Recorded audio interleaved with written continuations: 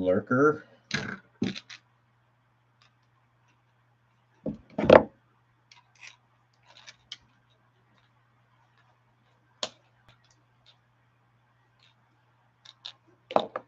Brendan, how art thou? Oh, Burns, feeling like ass again. I thought my respiratory issues were behind me. I started feeling worse last night. What's up, Brian? Lurker number 3. What's up, lurkers?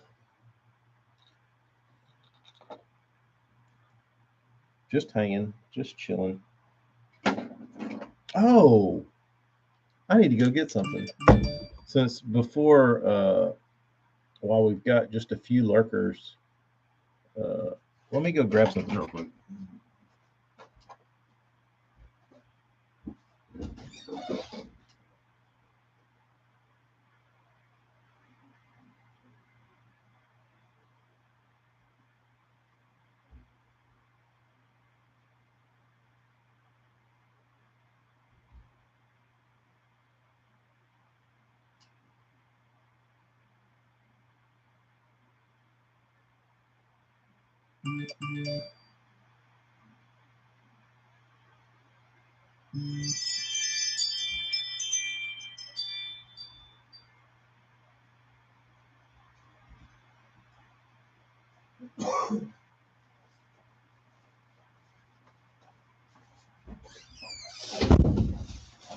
Y'all can tell me something about this? Oh, vitamin D3 and zinc and magnesium. All right, let me write this down.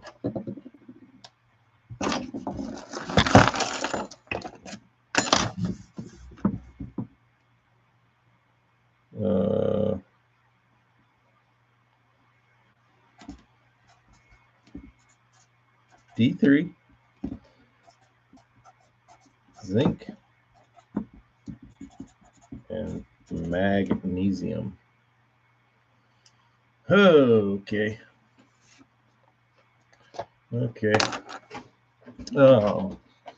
So I went to B12. Yes, a little energy boost. I am drained.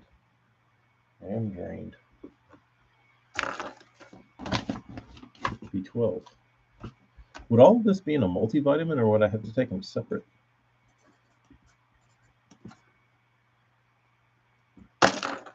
I need something too. So I went to a little flea market yesterday. I went to a little flea market yesterday, did a little shopping. Found some items.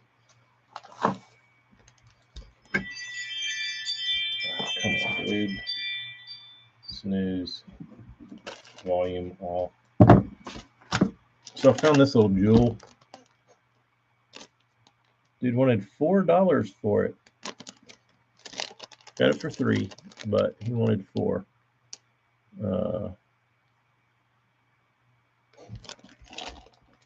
This is a very old Mistake Bandit. Yeah, that's an old Mistake. Couldn't resist that. I did overpay, but I made up for it because he sold me this Bagley Balsa V4 for $3. So I didn't mind paying up on the old Bandit. So I don't typically, the Balsa V4s aren't my favorite, but I couldn't pass it up for $3.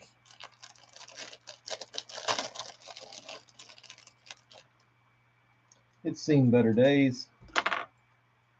but you can still, it's got a crack in it, but I can make it work.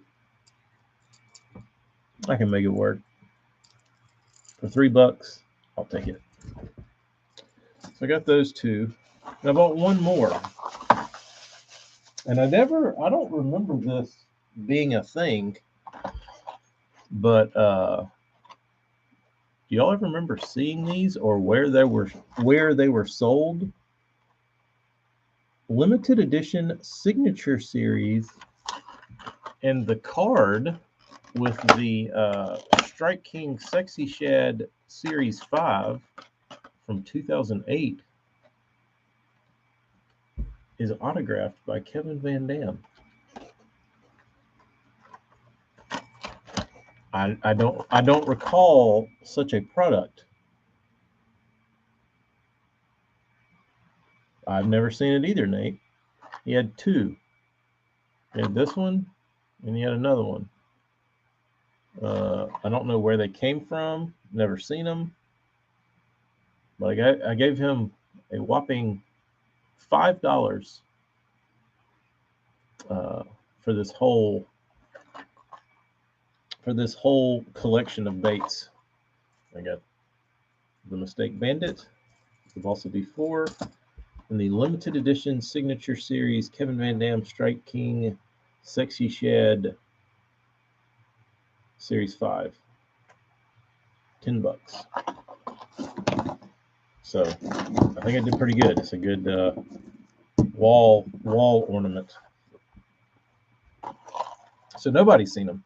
Well, if somebody would like one, he has one more that I can go get for $5. But they're only open on the weekends, so I'll go. I would have to go next weekend. I did ask him. He had a bunch of baits hanging up. When I was about to leave, I said, "Where's the rest of the baits?" He's like, "Huh?" I said, "You got more? You got more hiding around over here?" And he pulled out this big, like, plastic Rubbermaid tote. And he's like, "There's one." He's like, "You can look around in it." I started looking through it, a bunch of junk.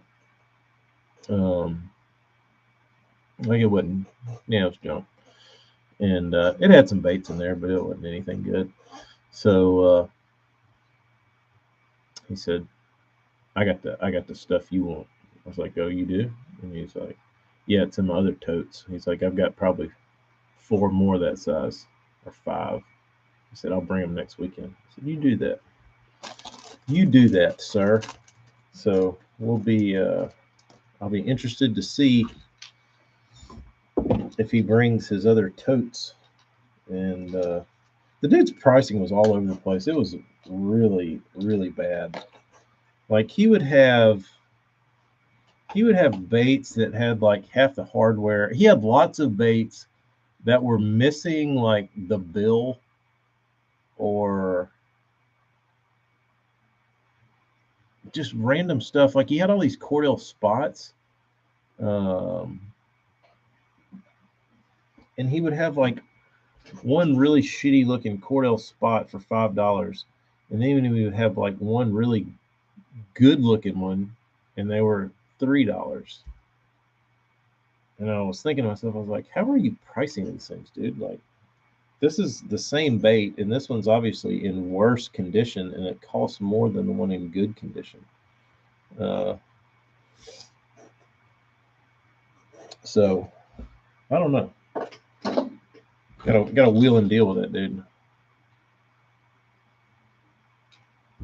Live from the fleas, that would be fun. The problem is my phone, you can't hear me out of it. I would have to get a new phone, because I tried that over the weekend, doing a little live stream from my phone. Nobody could hear me. So it could be our personal shopper. Yeah, everybody could get a bait. Everybody gets to pick a bait. He did have some little fat wraps, like a old Rapala perch fat wrap.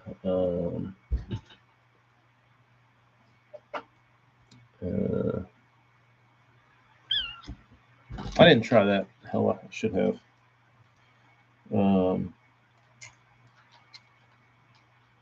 But it would probably be pretty fun. There was some decent stuff. Like if you liked old Bandits, I almost wanted to like grab all of his old Bandits, and I didn't. I opted out because they were too much, and I didn't feel like I wasn't in the mood to haggle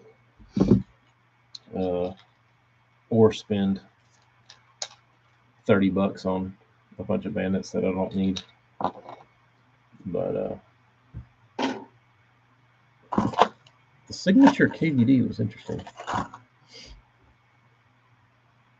especially that he was $5 Vixens. I don't know that you'll find any Vixens in this stuff. This was all early 90s type stuff. I didn't see anything really new. Like he had his soft plastics in these little baggies, and he basically just took the baits out of the bags and put them in these other baggies and priced them at like $3 a bag, but there was only like 3 baits in them. But there was like the old Riverside Air series. He had the Air Fry, he had the Air Lizard, he had the Air everything, but there was only like 3 baits in the bag for $3. I'm like, that's a damn ripoff. And you could tell a lot of this shit had been wet and it like soaked up a bunch of water. Tell us about when you got home Saturday to save Amy. Oh. So Amy had this party to go to. And for whatever reason, I said it before I left, because her and her mom were talking about swapping cars. And her mom was going to take her car and the kids up to her house and leave Amy the SUV. She's got one of those Volkswagen SUVs. And I was like, why are you doing this? And she said, no, because I need the room. She could have 100% fit everything in her car, but she said she needed the room. So I thought it sounded kind of, my radar went up, was like, I don't know that that's the best idea I've ever heard, but whatever.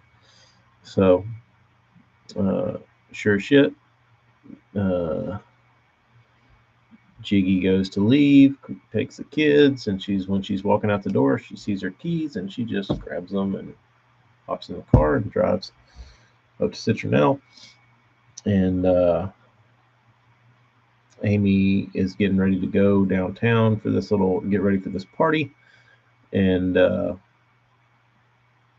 she has no keys, can't drive the car. So that's when she calls me, says she needs my truck. So we load, and it's like storming, thunder and lightning, and we have to unload her mom's car and put all that stuff in my truck, and then Amy's got to take that downtown. And as soon as Amy gets in my truck and she's like pulling out of the driveway, she like maxes out my power steering pump, and I'm listening to it like whine, and I'm like, because you could just hear going, and she's just like full lock on one side, and I was like, oh God, please stop. And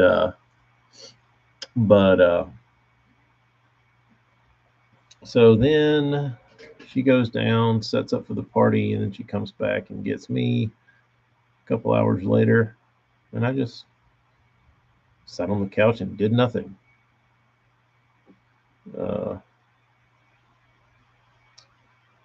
Pretty boring. I watched a guy pick old 80s toys at yard sales on YouTube. That was how I spent my 3 hours at home.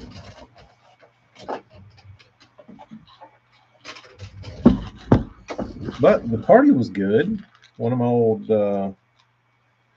buddies I used to fish against, he was there, And I sat there and talked to him for damn near an hour about the good old days of tournament fishing and fishing in general. But that made it worth going, getting to catch up with him. But he doesn't hardly even fish anymore, and it's really a shame because like he was really, really good down here. He was good everywhere, but he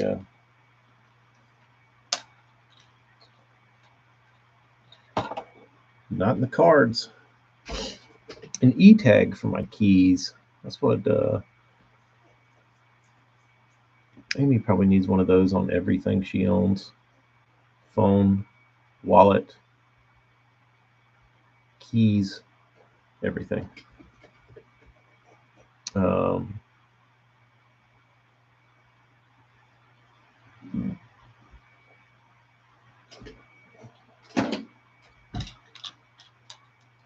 I gotta see if I can get these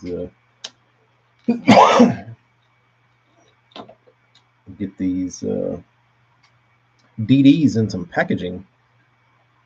We had a good live going before. Yeah, I know. That's the way it usually goes, dudes. You get something good rolling, and then it's a wrench thrown in. So that's what I was talking about with Jason. We were talking about fishing. And he's like, "You fish anymore?" I was like, "Nah." He's like, "I was like, if I do, it's like a couple hours." And he's like, "Yeah, you gotta be back by 1." But like, yeah, same shit. I said, "You know the deal. You know the routine." So.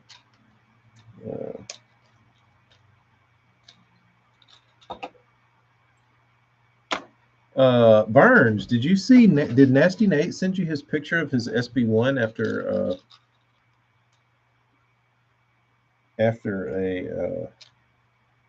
slugfest on it over the weekend? That Milliken dude reminds me of 1981. I wish he'd cut his hair.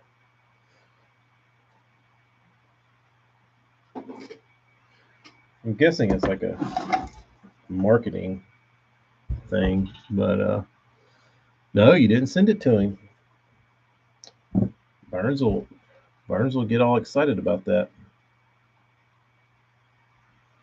$5 is a good price for an original. I don't know much about the walleye bandits.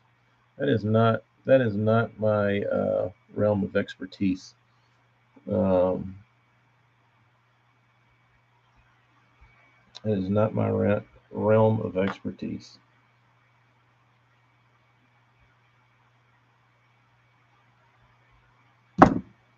So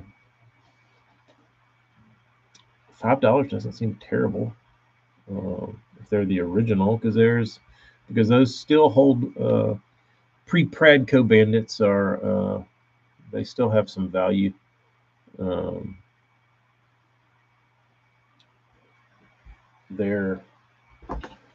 I see them coming. I don't know. I feel like there's more people collecting the older bandits than they were before. It's an up and coming collector thing. So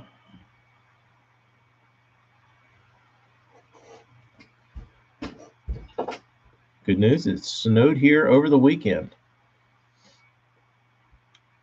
Holds those back for the moles.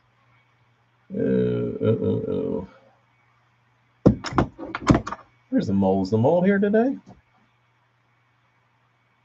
Speaking of bandit, I have some 200s I need to paint in a color I want to throw on the river. Is it a secret color? Just get my steak, bro. That's all you need.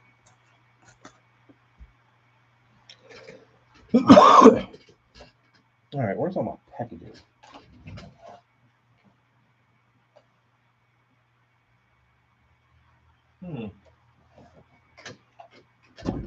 Where is all my packaging?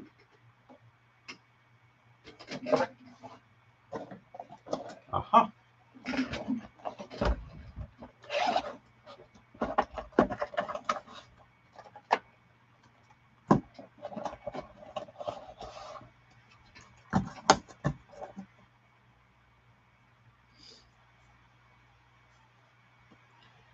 Chris, they're probably Tiny Clash shirts, bro.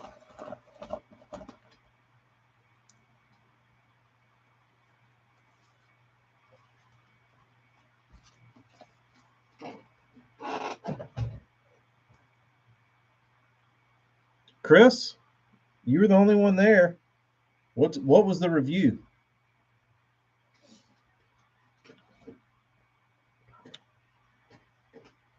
What did you think?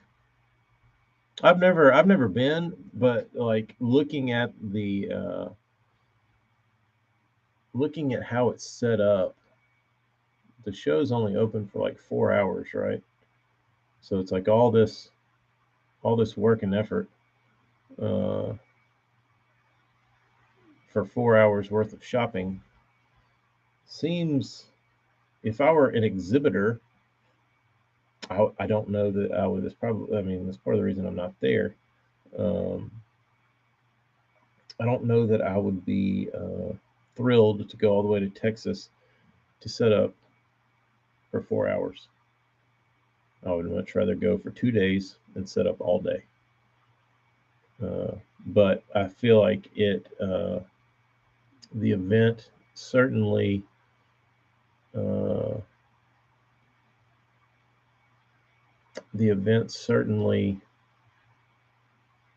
what's the word,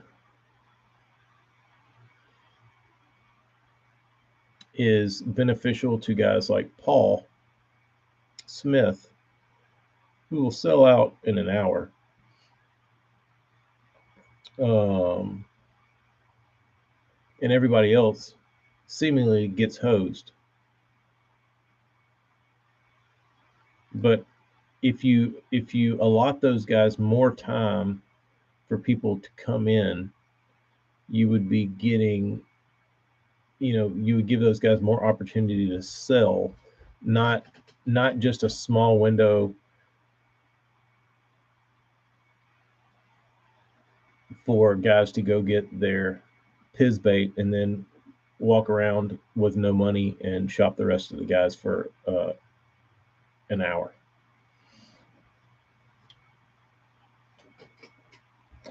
Travis, it's both.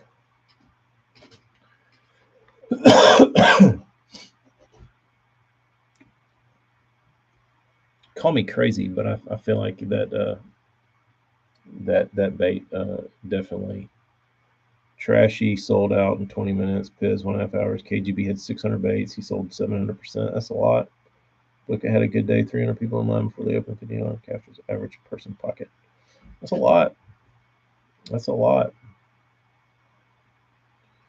But you say that, Chris, that like 5 people had great times, but there was what, 25 other people there that didn't do shit.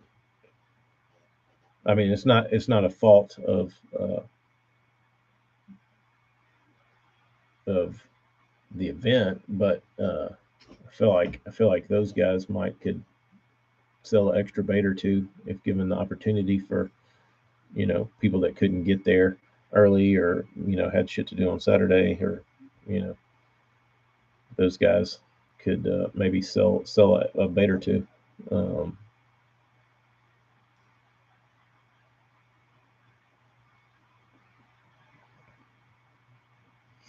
What's up, Jay?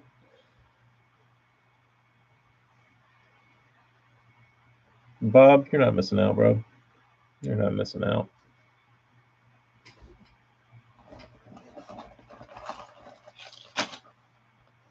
All right.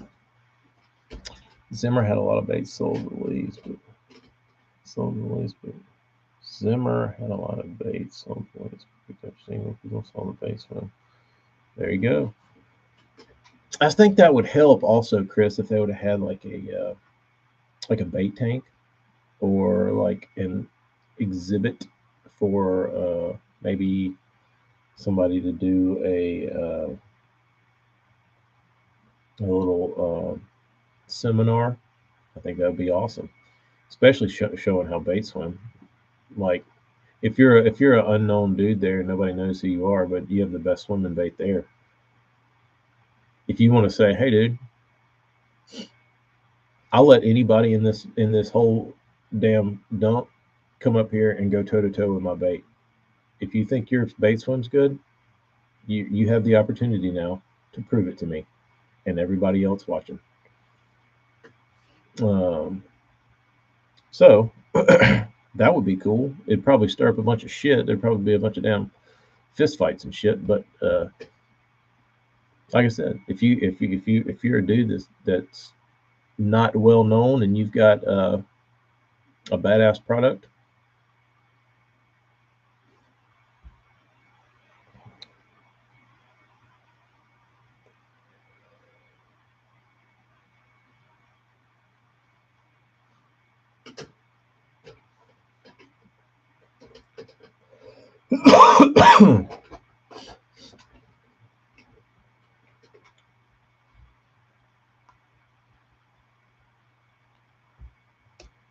so he changed Zimmer.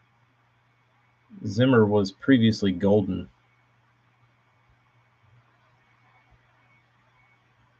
I wonder if that was like on the advertisement.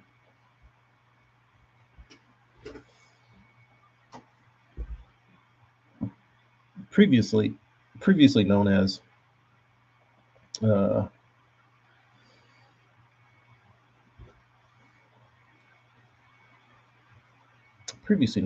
Golden.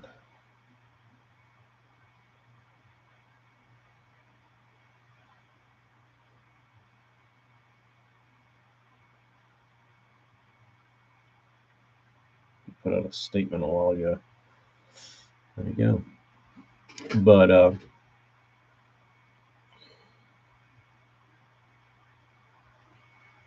Leviathan, yeah, they probably sold a bunch of rods.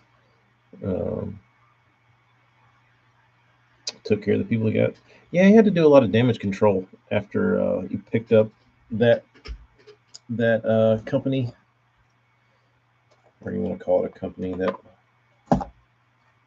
person's baits.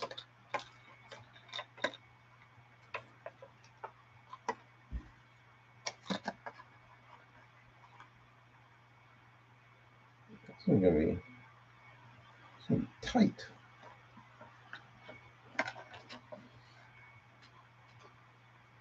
Maybe I'll just.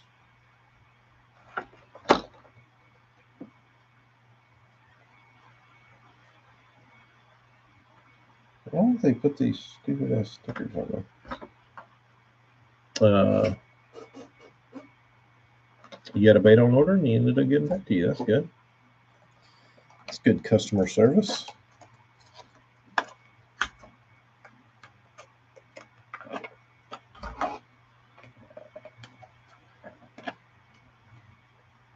Chris, did you get anything that you'd been itching for?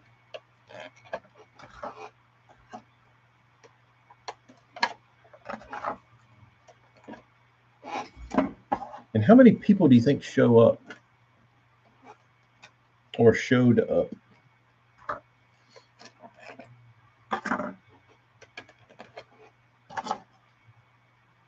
Just out of curiosity. Piz tilapia and 3 kings.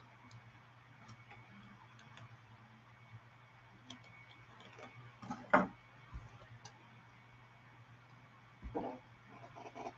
you sell the tilapia for $800 in the parking lot when you left?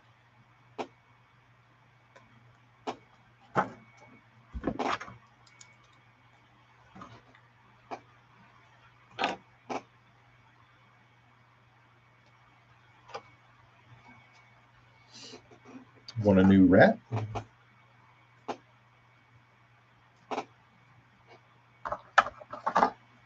$600, all those are going for. They've really fallen off. Someone had one waffle for $2,400 while show was going on. That is the rumor.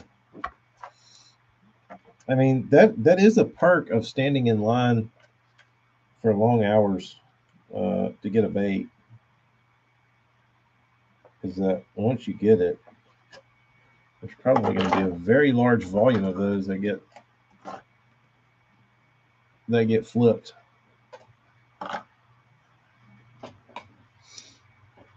Recently bought an unpainted glide bait. From whom? 22 hundo. Which I guess that's not a reflection of real money because it's a raffle. So,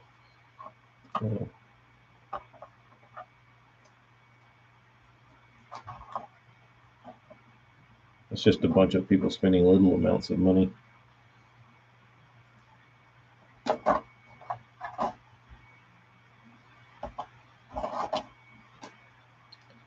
Biggs?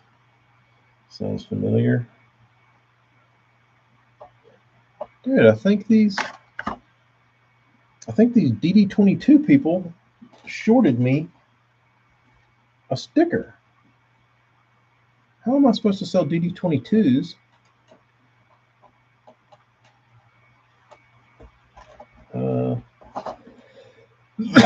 Missing a sticker. Kyle, I don't know. I don't know where that bait ever ended up. I never saw anybody post it. I never had anybody reach out to me. I never saw anything about that. I don't know where that bait is. I have no clue. That was for the Virginia gathering. I don't know if Wayne kept it. I don't. Like I said, I have no clue where that bait ended up.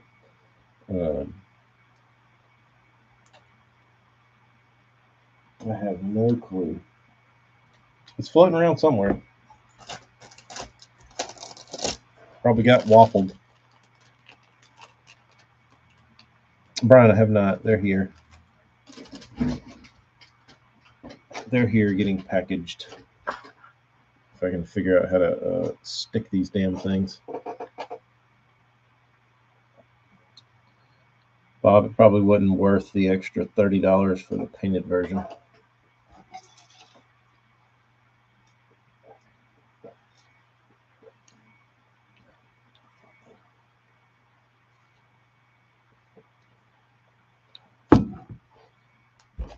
I missed some comments. How fast did the MBD baits sell out? I bet those went very fast. My old buddies at Huddleston were there. I think they did okay. Selling some HUDs.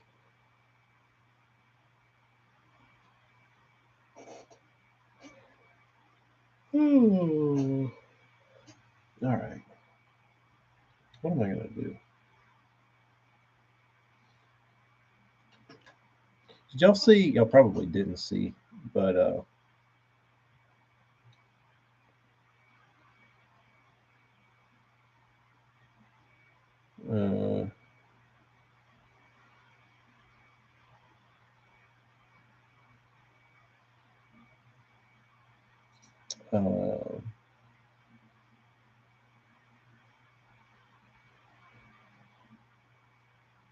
does anybody know anything about the David Dudley rod and reel?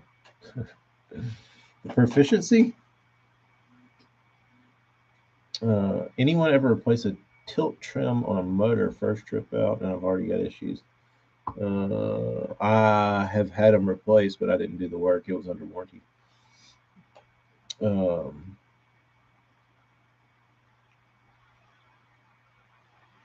Anybody know anything about the Dudley rod and reel?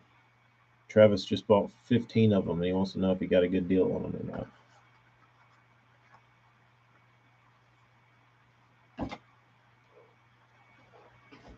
First, jump your solenoids. And they had 15 or 20 baits. Yeah, I'm assuming, Travis, that they're not. They're probably along the lines of whatever Hallman was using, or H2O Express, or any of those like house brand reels. I forget the name of the manufacturer, but they pretty much make all the reels, like the Abu, Luz kind of stuff. They're all made in one same place.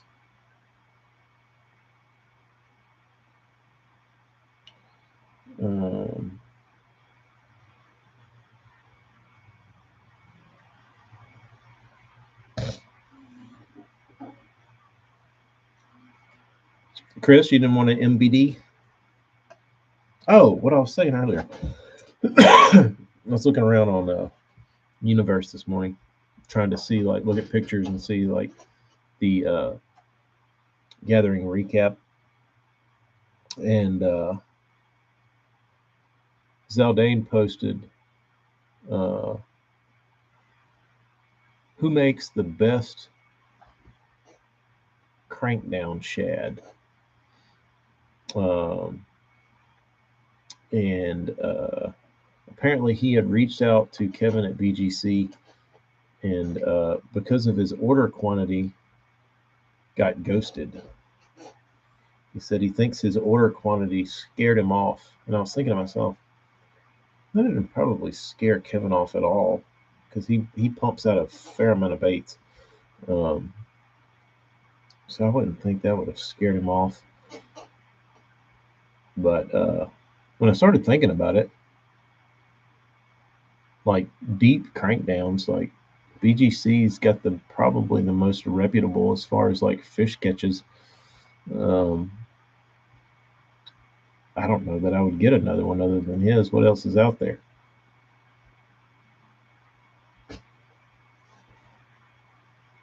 Mickey was Mickey, yeah. Did Mickey have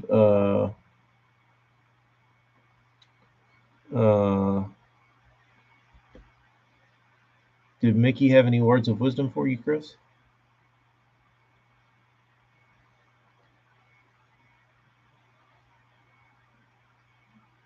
Yeah, you went to the swim bait shop. Mickey ain't gonna have a booth with all those other crumbs. That's way below him. Do you see the BBC flat crank he built?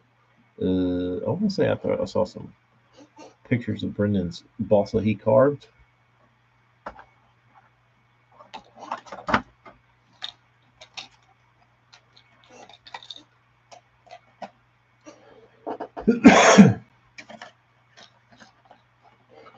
Only swim bait shop in the world.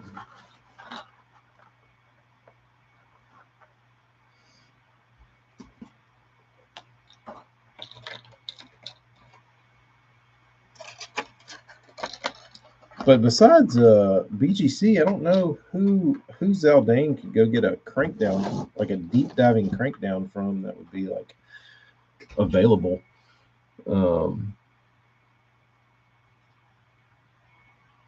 Because if you think about it, like nothing's available. You know what I mean? Like you could probably get a bull shad dredger, but I think those are discontinued, which Mike probably still has some, or Wayne's probably still got some.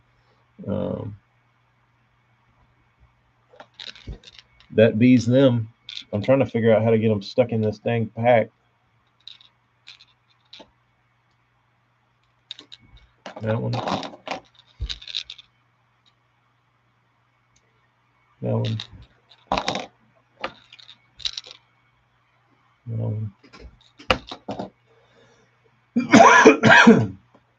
DS Customs 20-foot diver. I'd like to know what Chris's volume he was looking for. Like if he said he wanted 25 baits, or if he wanted 10 baits, or if he wanted 50 baits. I'd like to know what volume he thought he had that would be that would run a builder off.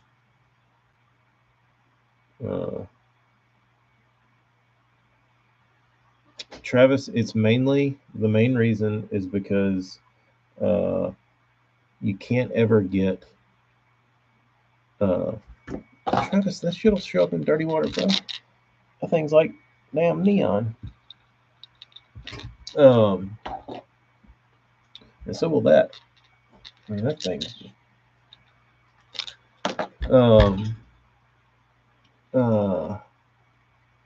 Because for the life of my painting, there's always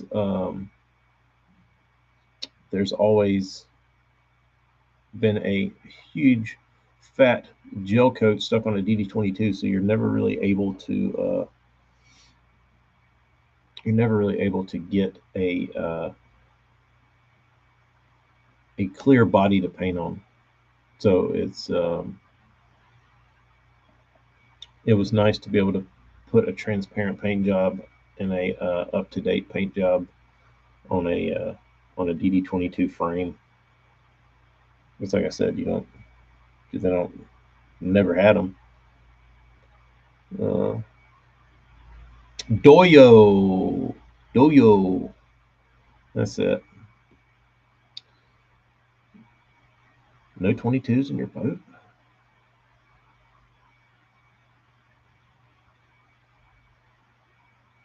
Yes, it's basically the years of never being able to only being able to paint opaque paint jobs on a DD22, which is pretty much all I've ever done. Um, and I don't feel like I don't feel like Norman has a great selection of ghost colors. Um,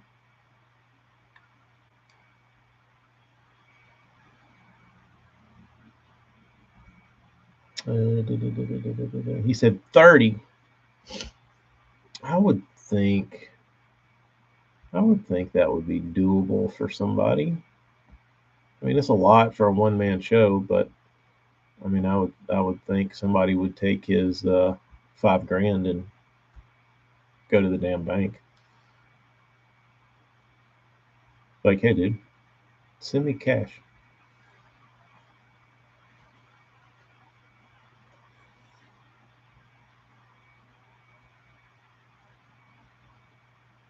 Let's meet up.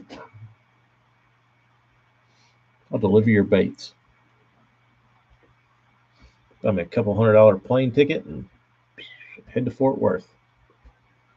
You give me a bag of cash, and then I will fly back home.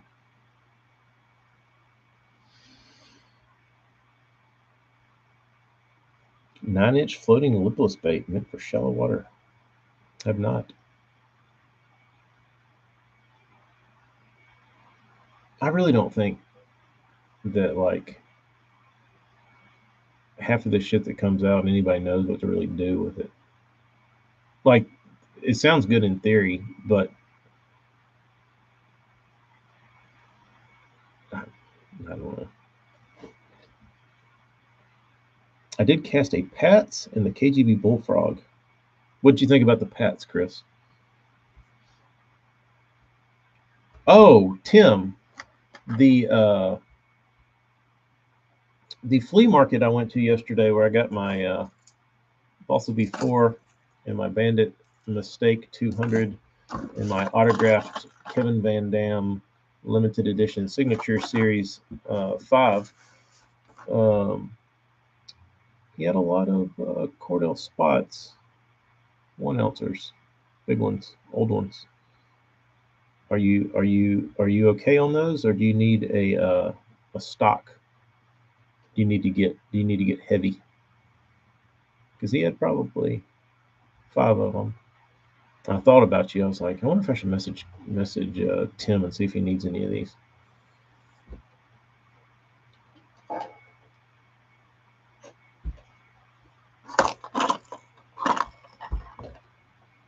Tim, have you ever seen this with the autograph on it? It's the signature series. It literally, Van Dam signed it.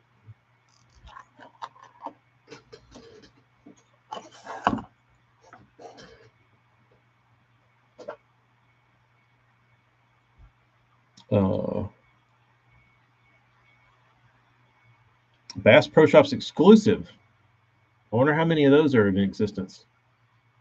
Oh, so you do need them. Okay. Well, if I go back next weekend, he was supposed to bring back more stuff. He was supposed to bring back his good stuff. Um, but I'll go back next weekend and see if he wants to deal on the spots.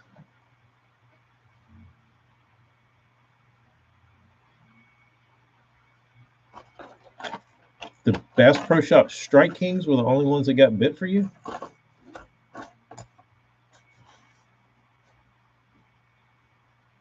That certainly has to be mental. Or some sort of fluke. the Tourney series. I don't know.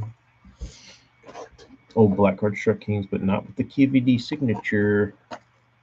I mean, I can't really see. I can't really see Van Dam signing more than 1,000 of these. I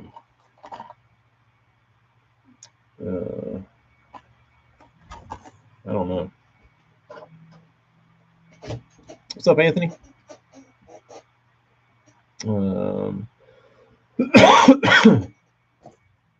Waiting on these from the builder dude. Waiting on the big Mondo. Balsa.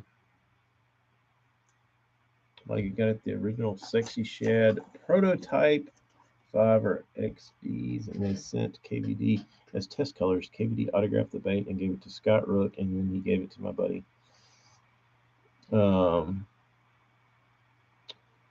Or the signed crankbait made at Costa Rica. It says it in big letters on the back. Made in Costa Rica. KVD C1.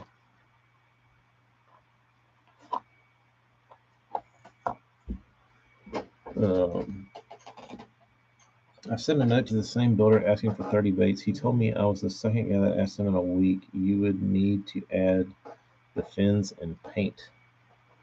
It's easy enough.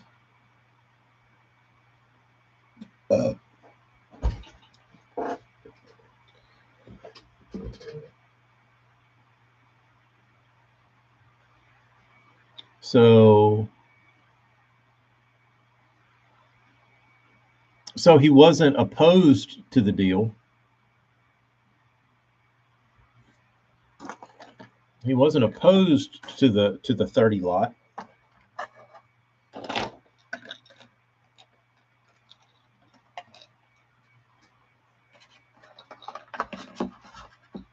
really don't want to put hooks on these because it's a really tight fit in this box.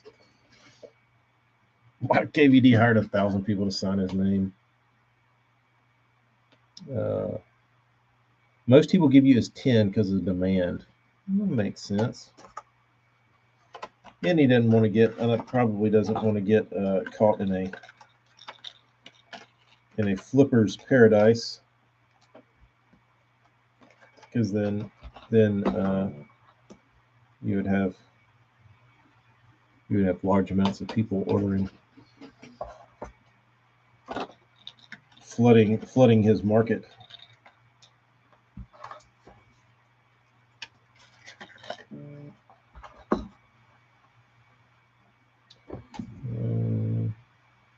Oh no.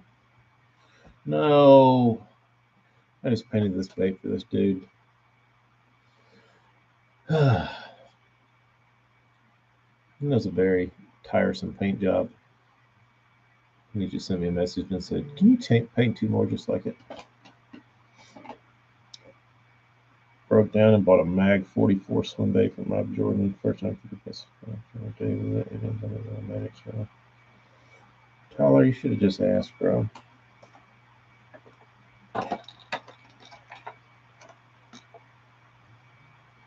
You should have just asked the world, but I can understand you want to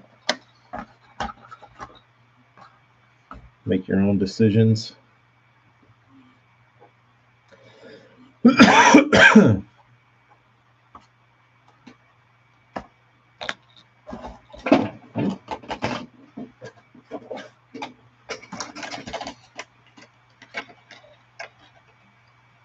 Where's my cards?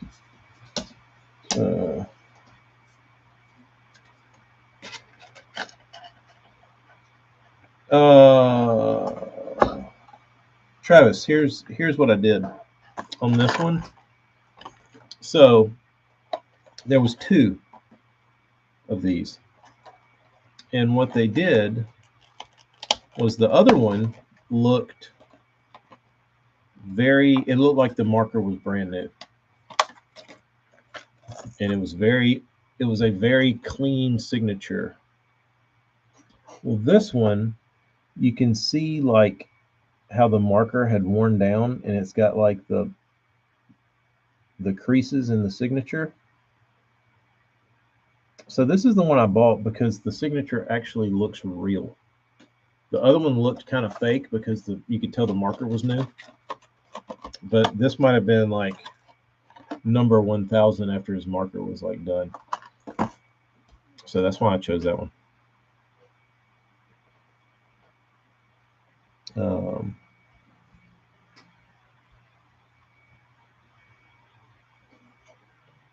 Why didn't I get the other one of these? I don't know. I didn't want it. I can go back and get it. Probably signed another 1,000. Probably.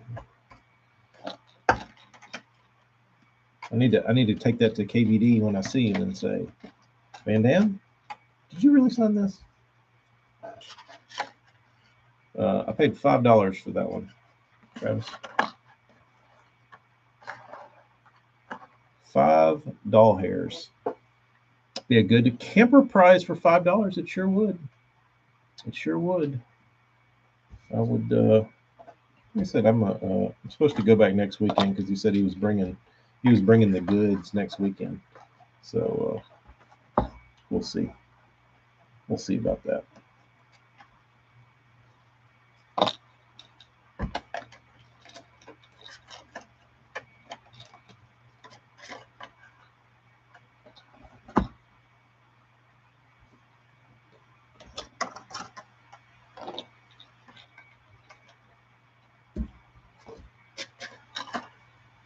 From Kalamazoo originally. How about that?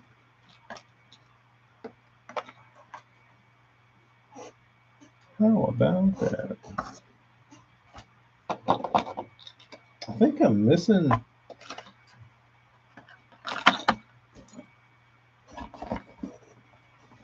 I think I'm short on.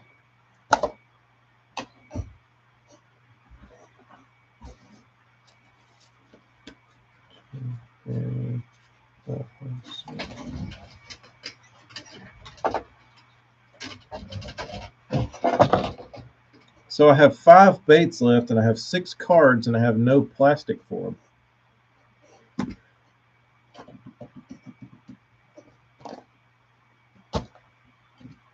Pradco can't count.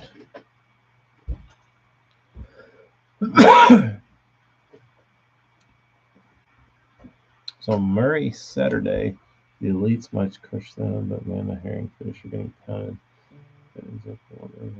That'd be fine. I'd be okay with that.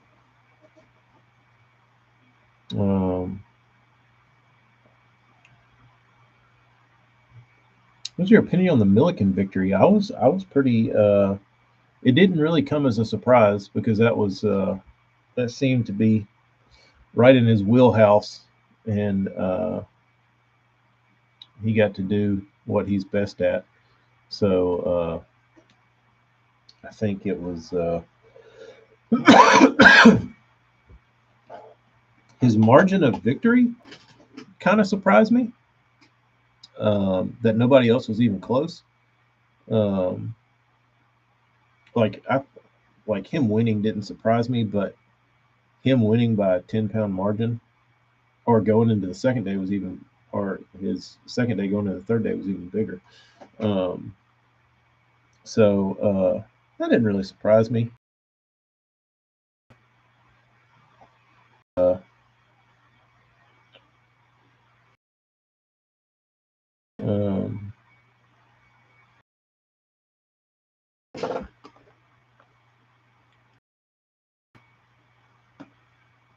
Classic in 2 events.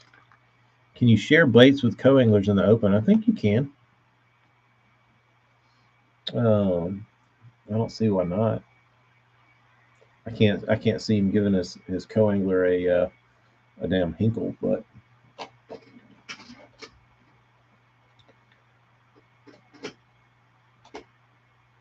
he thought he was going to zero on day 2. No, I never thought he was going to zero. I didn't know if his because the thing about how he fishes and how he fished, I don't know how those fish react. You know what I mean? Like I've got a lot of experience with bankfish and how they react and what goofy shit they do.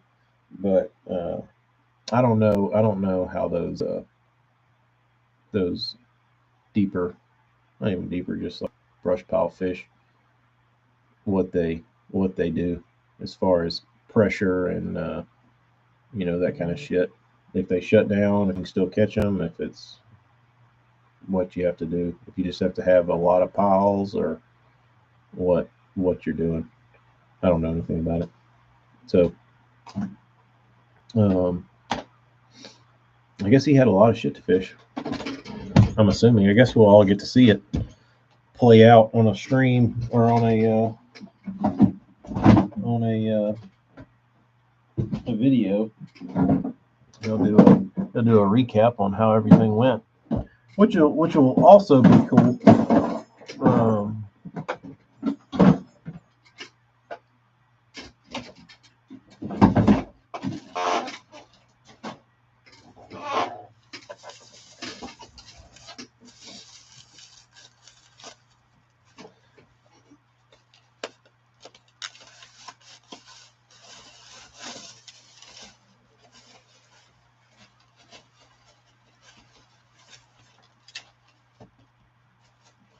I guess we'll have to use these to put the rest of the baits in.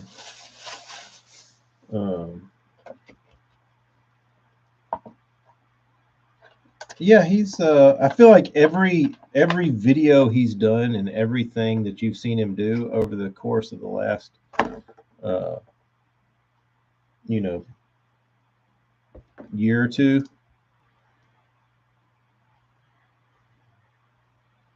set him up for that tournament. Like everything he's been doing led up to that tournament, it was like, all right, now's my time. Now is my time.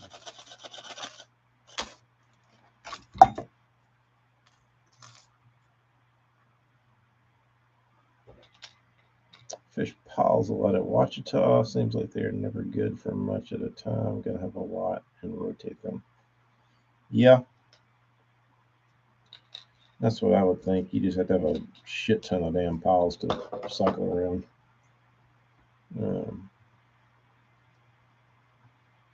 But he's probably been sneaking over to Toledo before the off limits. Once they announced it, he probably headed over there a little bit.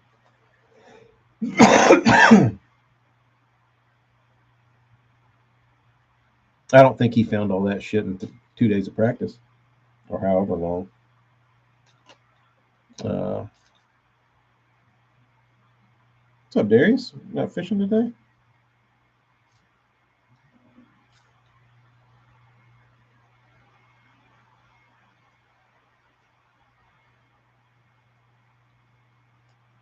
Yeah, that'll be interesting to see, Morgan, is how long he stayed on a spot and how long it took a fish to react. 40-mile-an-hour winds. Couldn't get in a pocket somewhere where the side of the wind?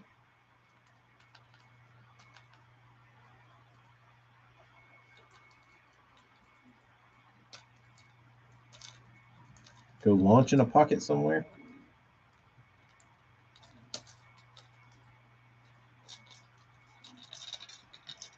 Ready for action.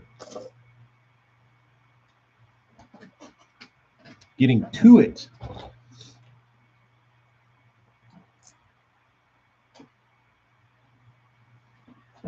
Getting there.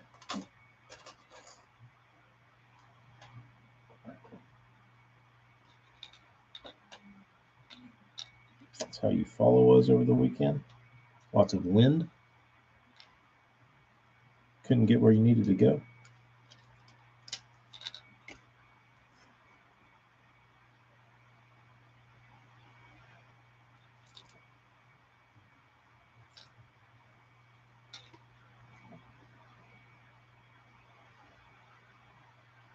Darius, what's your biggest fish to date this year on Kentucky Lake?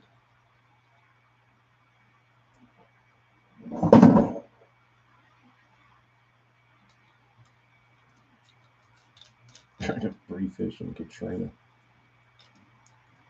Yes, not fun. I was going to launch at Little River, Lake Barkley. I need to do some painting. Bait painting? House painting? Fence painting? Windy doesn't sound like a good painting day. It's going to blow shit all over your paint, bro. Unless you're inside painting fishing lures, and you'll be fine. Trail around to different places to avoid 4 or 5 footers.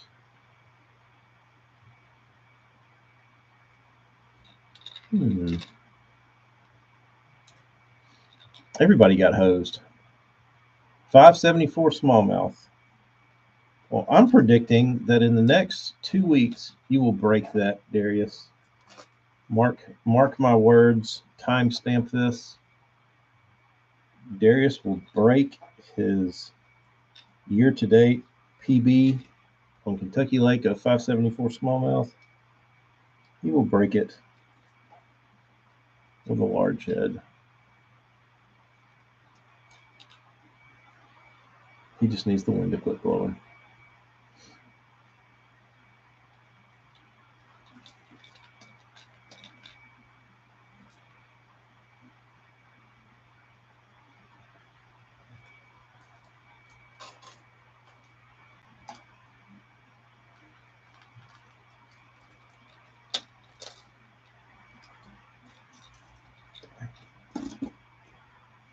I need some of these little bands.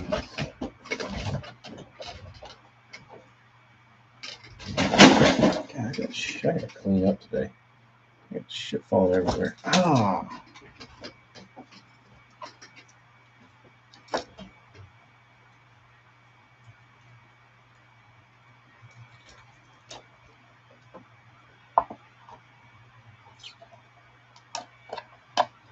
I never like fishing in April around here because this is tornado time.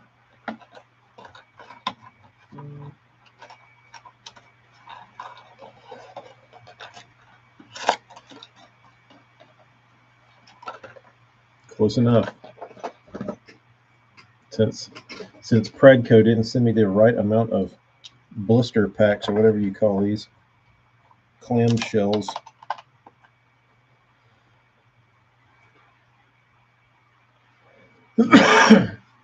Aren't we all, Bob? Aren't we all?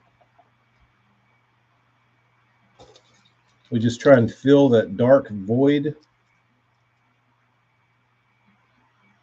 of not going fishing with more baits.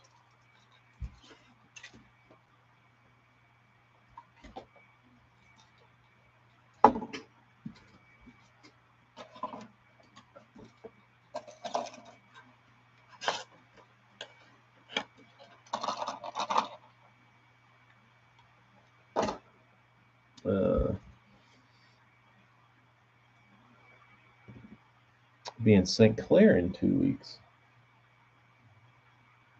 That's exciting. You're going to beat that record in the first hour. Anthony, those were the good old days, dude.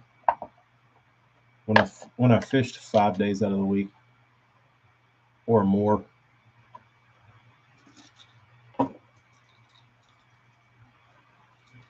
Go to class, come home, hook the boat up, go fish in the afternoon.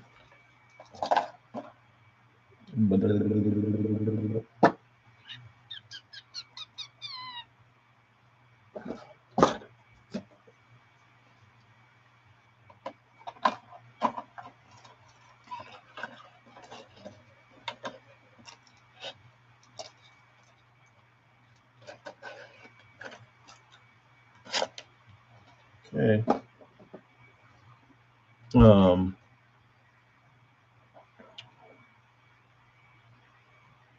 Hopefully the wind doesn't blow at St. Clair while you're there, Darius. That would be unfortunate to travel all that way and then be windy.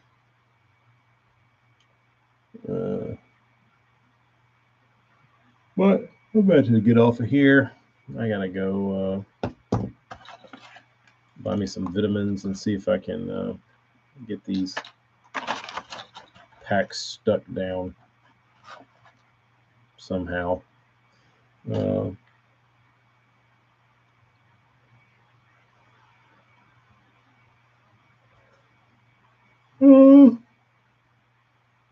How deep does it run? I don't know. I'm not thinking it runs that deep. I didn't test it somewhere. I tested it in a weedy lake, so I couldn't really test its depth. But it's very floaty, and it does this on the way up. So, um, how much more float? I don't know. I've never thrown an epic shad. I don't know shit about an epic shad, so I can't compare the two. Uh, so couldn't tell you. I would probably think there would. I don't know. Honestly, I have no clue. Burns might be able to tell you, but he could tell you weight to balsa ratio. Um,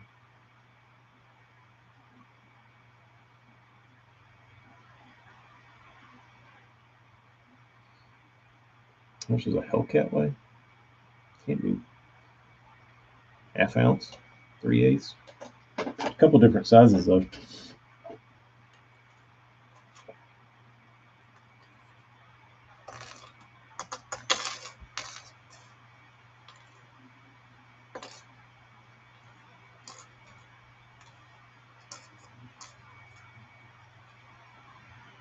Burns, are you there?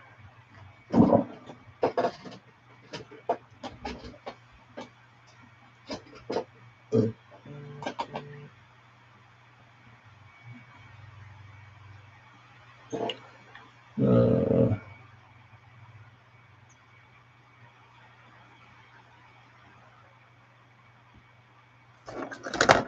a river herring?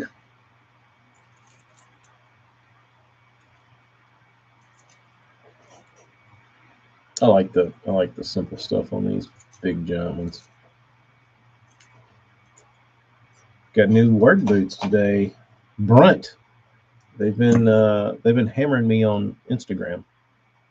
I'll be interested to hear how you like them. They look nice. I would wear a pair of Brunt boots.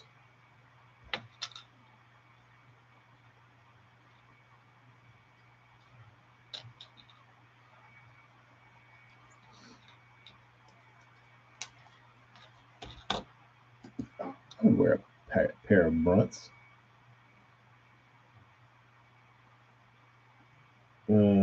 Brendan, I don't know. I don't know that there is much good stuff, honestly. Uh, if there would have been more good stuff, I would have got it, but there wasn't anything really good. Um, there was. I'm trying to think what else. I kept thinking I was going to find a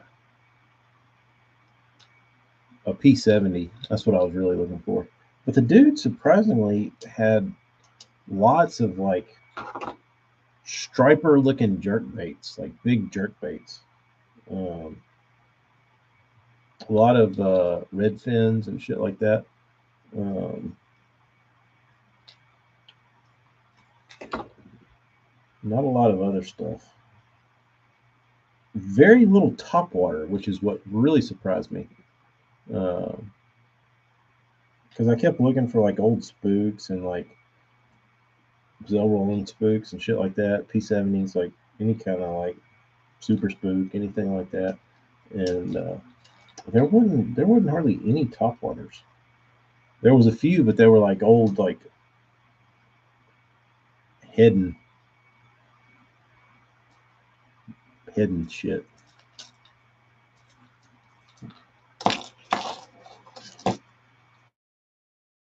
One P70 left. Yeah, they're worth it though.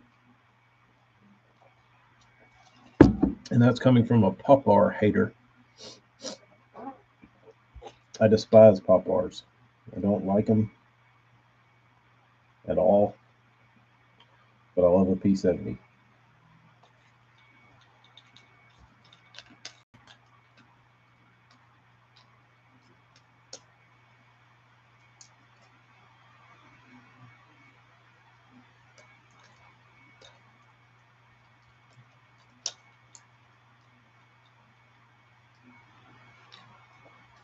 I'll be on the lookout, Brendan.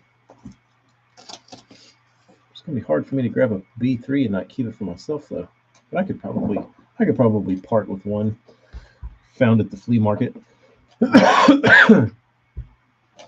What do you think is the best old bait to buy or worth buying in your opinion? Like you should have a stock of them.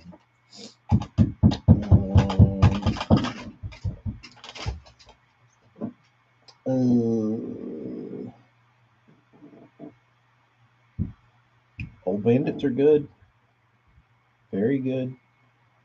If you want to eat, that's what I've always said about bandits. If I have to feed my family with a crankbait, it's probably going to be a damn 200 series bandit. Um, um, and those you can get those for relatively cheap. Flat A's, yeah. I feel like flat A's are a little, I don't know, they're more annoying to cast. Go back to Instagram. And nobody can hear me on Instagram, Rich. Um, uh,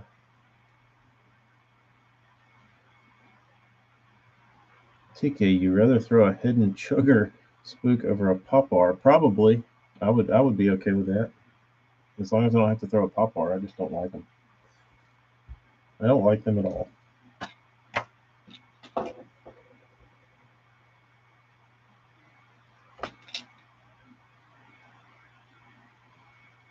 Like I never could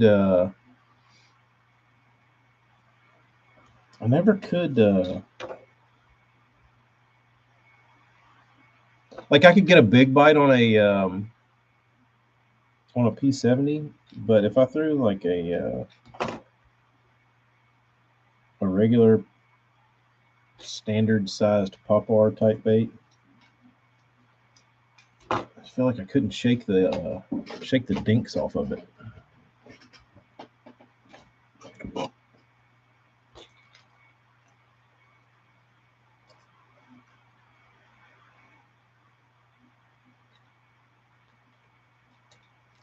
Wolverines, Keens, Red Wings, Timbers, Carhartts. These boots are better. Well,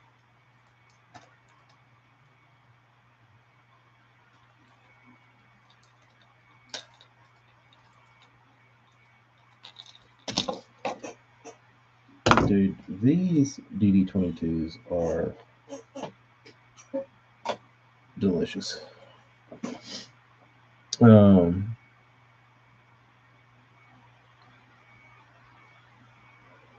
Where's Darius' comment?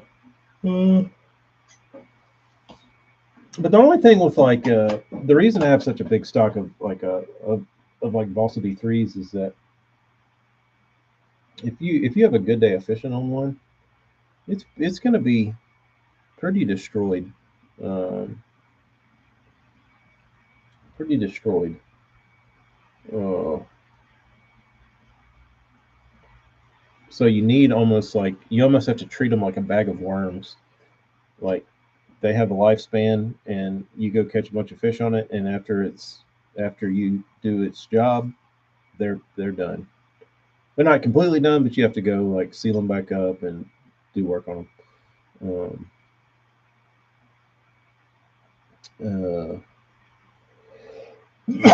So that's why I have a bunch of Bagleys. Um, is there any saltwater baits that you use for bass that you don't see? The first one that I bought from the saltwater world that was like insanely good was like in like 2004 or something. I bought them for a speckled trout trip. I bought those the Storm Wild Eye Shiners, and I had like repacked my tackle bag to go down there and fish for trout and redfish. And I went back up to the river, and I was like unloading all my shit, and I had one of those like wild eyes still tied on. I was like, I'm gonna take this out here to one of these ledges and see. And it was like November, or October. I was like, I'm gonna take this out here and see if it's see how this works on a bass. And dude, me and Jody were like fighting over this damn thing because I had one, and we ended up taking like we caught the shit out of him on it, and we would just like I'd throw it and like catch one, then I'd like give it to him, and he'd throw it out there and catch one, and it's basically like all they would bite. And the last fish we caught bit the tail off of it. And I was like, dude, we're screwed. So I dug around in my boat and I found a Catawba colored uh,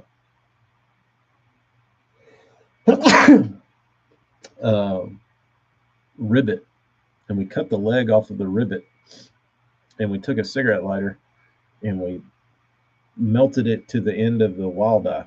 I still have it at my camp hanging on the wall, but we ended up throwing that out there, and it really still like it still caught him, and it was like black and lime green with red flakes, like attached to a shad body. Like yeah, it was horrible looking, but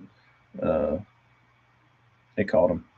Um, but that's like one of those baits that I don't care what anybody says. I don't care what like fancy ass shit you want to buy. Like I don't care who makes something else that does the same thing. Like a damn $3 pack of wild eye shiners will catch damn as many fish as you want to catch. Like they catch them, no matter how shitty they are. Um, they work.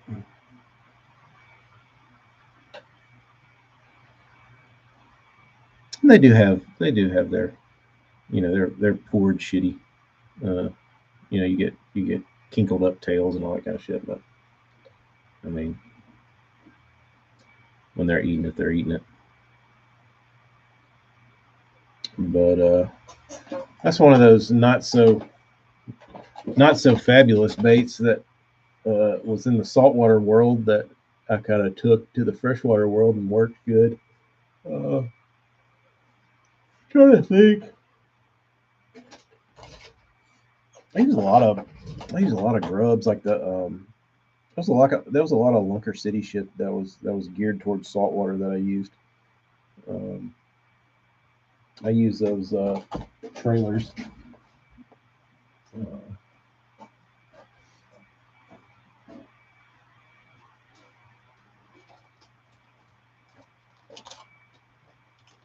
that's the only thing I keep in regular rotation right now. Um,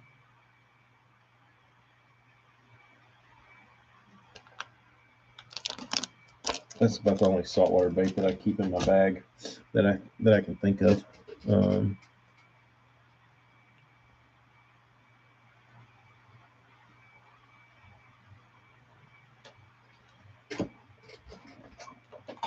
Walleye is real popular with the striper guys because they like catching stripers, Tim. Cordell spot costs nothing, just change the hook. LP bass, that's my favorite lipless. That is my favorite lipless because it fishes shallower than anything else in a half ounce. John, I keep trying to figure out when I'm going to do that. I was going to do it yesterday. I started feeling like ass.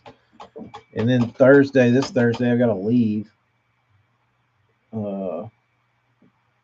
Everything keeps popping up. If I could not feel like shit and get like a damn normal week, I could do one.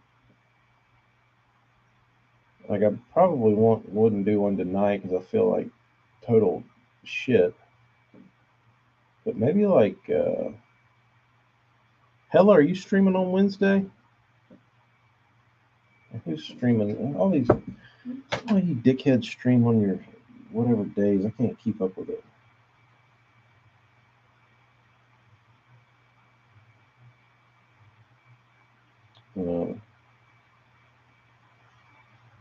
I guess I could do it during the day. That would be possible. Um, Old Tsunami, yeah, we used to have the Tsunamis. Uh, Zicam nose swabs. I thought those were the ones that made you made people lose their sense of smell.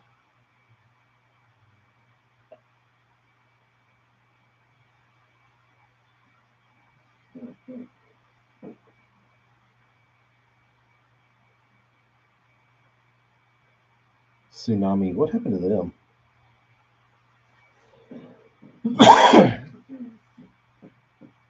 Hunting mode. Gross. Oh, I love a Cornell spot.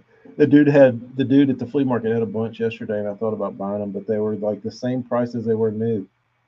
He wanted like $3 and $4 for them, and I was like, dude, I'm not paying you $4 for a damn Cornell spot that costs $4 off the shelf.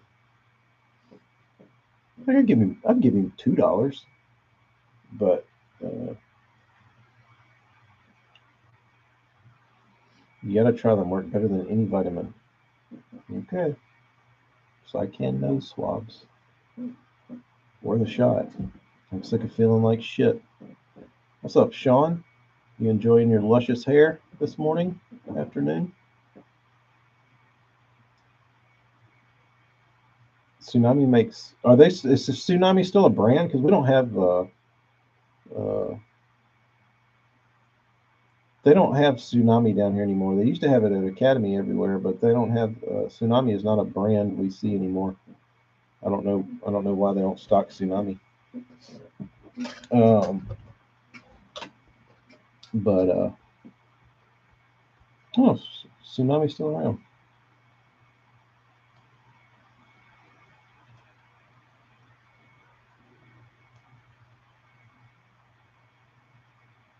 Brennan switched up to Mondays.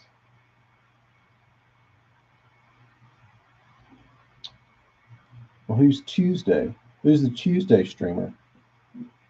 And if I don't know him, I'll Tuesday it up. Unless y'all are obsessive about somebody's Tuesday stream.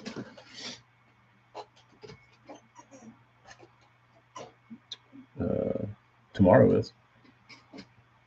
Tomorrow it would give me an opportunity to go shoot myself up full of vitamins and nose swabs. And Hella plans to be live on Wednesday, so we'll not do Wednesday, but maybe tomorrow. Maybe tomorrow. I have a wedding this weekend. Remember, Amy told me in previous streams about the wedding. It is now. It is this week. So it's like some dumb shit like Thursday through Sunday.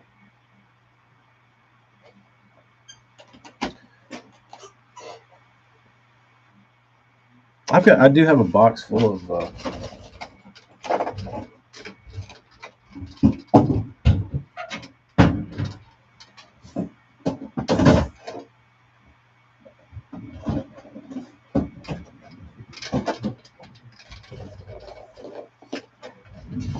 look at this shit.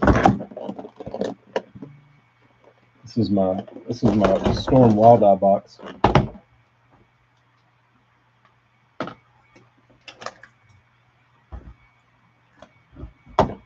Look at this.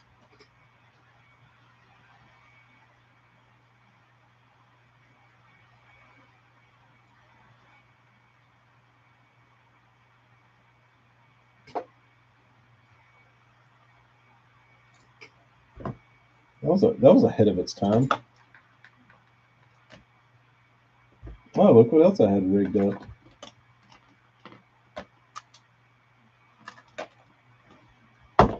I had donkey rig wild eyes.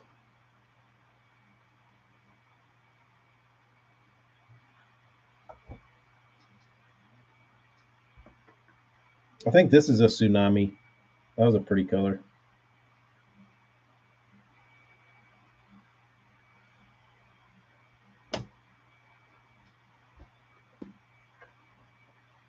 That was always my favorite color, the gray. I mean, look at that thing. It's kind of sexy. It's a good looking bait. And you lose these? Who cares? It's like a damn $1 a pack.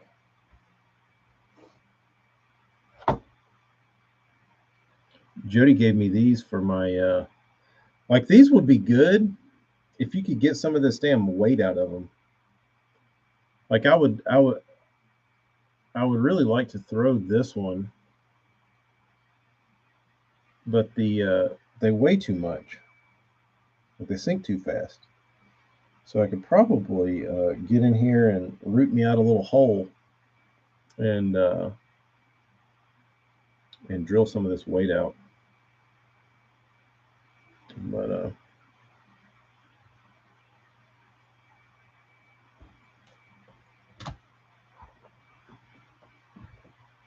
it's amazing what colors these have turned sitting in a box for damn 15 years, if not longer.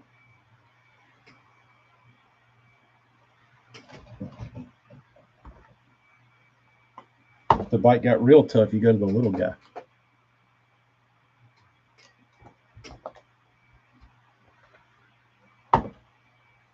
Or got real clear, throw your little baby bass out there. I don't know why I bought baby bass. I thought that would be a good idea.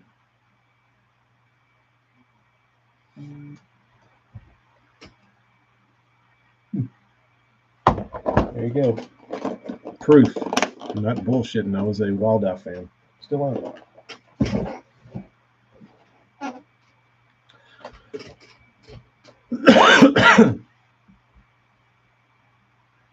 You ever drill them out, Tim, and get some of that weight out? Oh, Darius, I'm jealous. Yellow flowers everywhere. Wacky vibe with jorts you will certainly catch. Brian, South Jersey sent me a video, and it helped me understand how to make the weedless wacky chatterbait thing work. And you get like a Jika rig, where you put the little ball sack weight on the split ring on the front of the bait, and then that's how you add your weight.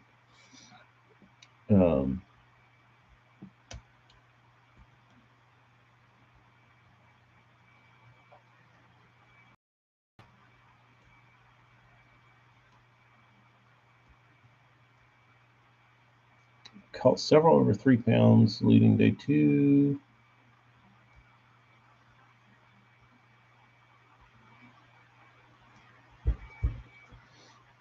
Let me see. JP, where's your fishing report? I missed it. Use those storm wild eyes for stripers. Yeah. I don't know why y'all don't use them for largemouth, because they're shitty.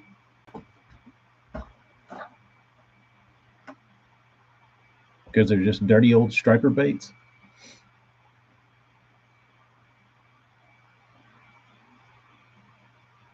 Upper Chessie. Oh. Burns was waiting for you, Amy, to show up because he wanted to hear the key story.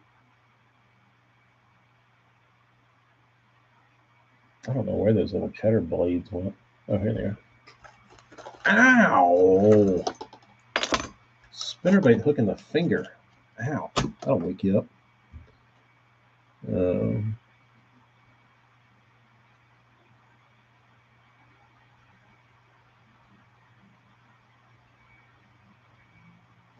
Yeah, I'm trying to think how I can use that little thing.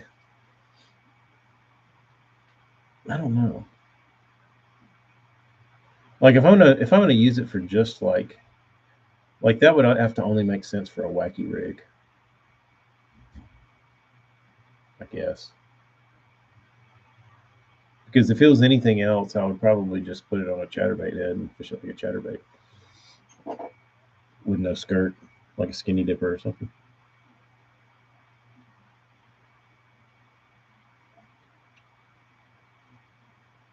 punch shot with a tad bit of weight.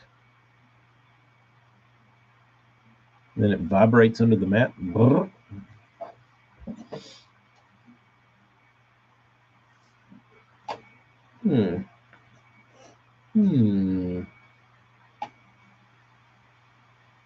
You know, it's something that I've missed,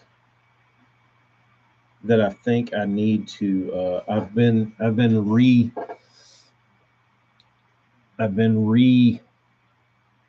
revisiting down here, and that is rattles. Because every time I like pitch or flip a bait down here, I feel like I would get more bites with a rattle. So I need to do a little research on how to get what's the best rattle for a putting on a Texas rig where I don't have to jam it into my bait. I used to just take the jig collars, like the little bunny ear jig collars, and I'd put 2 rattles on it, and then I'd run it under my weight, and that would work fine. But I feel like at this point there should be something better. Here's the best rattle. That is not the best rattle. Amy is shaking the keys in the door.